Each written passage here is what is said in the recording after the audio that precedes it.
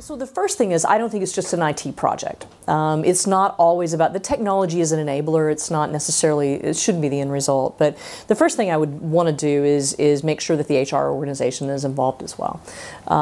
It shouldn't be about compliance, it should be about enablement. The second thing I would do is take a look at the tools that I have. Is there a quick and easy way for me to use something like Salesforce Chatter or Yammer or other tools out there to allow me to have a very rich and collaborative experience with my employee base? I think one of the things that they do way too much of, though, is immediately go and inventory all the content that's out there and take these, libraries of content, some of which was probably written 10 years ago in Word documents, and decide, well, how am I going to inventory that and put that out for everybody to access?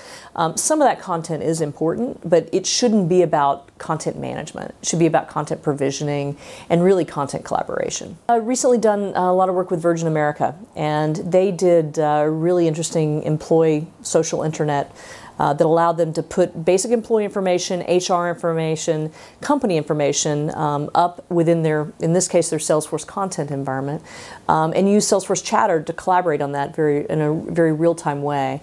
And also it had a mobile component to it as well, so that wherever they were, they could access it from their phone, which is, again, what increasingly employees expect.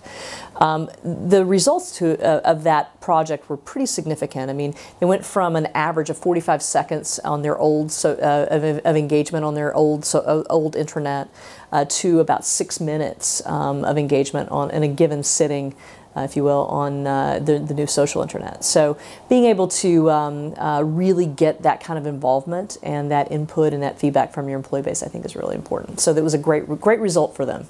When you're stuck with an infrastructure that doesn't really allow some of the new things to work very easily, that's a big challenge. The second thing is, I think organizations have tended towards, again, compliance over engagement, and the security element around things like instant messaging and that sort of thing at times, I think in many organizations has become too restrictive, and so being able to open that up gets in the way as well if they're not able to do so. So a lot of it has to do with their legacy IT.